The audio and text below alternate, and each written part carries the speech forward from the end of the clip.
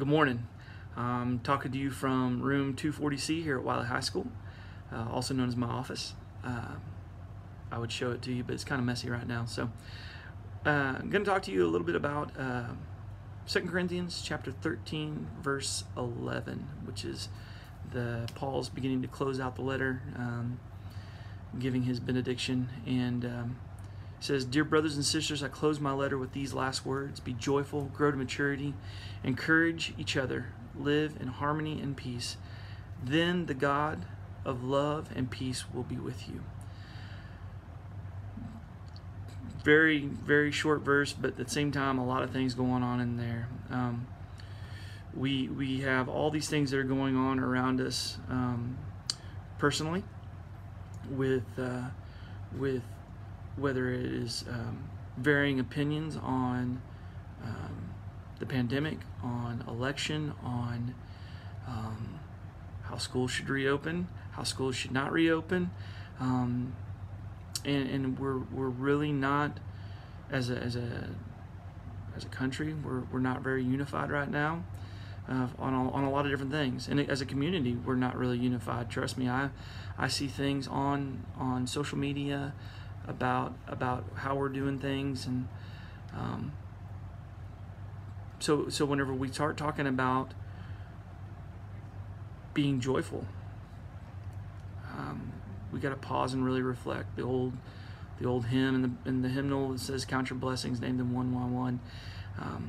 Counting our blessings, reflecting on what God has done, what God has continued to do, even though there's a pandemic, even though there is millions that are out of work right now in our country, our community, that how we are hurting. And so reflecting on that, finding ways to remember to be joyful.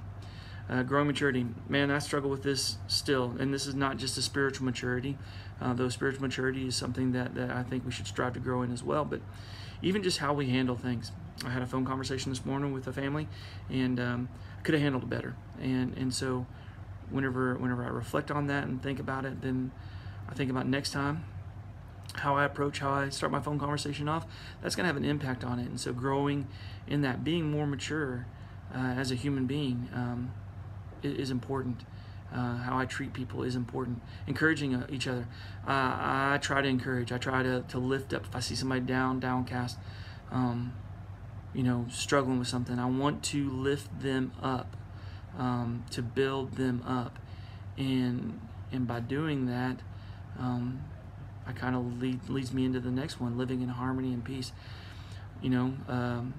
Jackson, my 14-year-old, soon to be 15-year-old man-child, has developed this fascination with harmony, and so on any given word, he'll just hold it out, and his expectation is then I will sing the third, and Mom will sing the seventh, and then one of us will switch over and sing. If he wants it to be a minor one, he'll do it. But if he wants it just and he wants that harmonization, and that's a beautiful thing. Whenever you start thinking about that layering, that intertwining of your life with people around you, it's kind of hard right now. Social distance harmony doesn't really work. At the same time, finding ways to be peaceful with each other. And this year, more than ever, I hate election years. Finding peace, being in harmonious relationships with those around you. And then the God of love and peace will be with you. Paul's not saying that the God of peace and love isn't with you always, since you are a follower of Christ.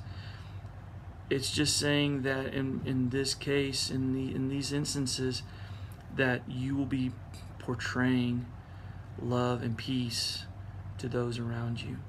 And we all need a little more love and a little more peace. I hope these words encourage you today. I hope that you can find ways to grow in your maturity, that you can be an encourager, that you can find ways to be joyful, that you can be peaceful, be harmonious with those around you, and reflect on how God is with you, and His love and His peace is what the world needs, and you can bring that to them. And may the God of peace be with you.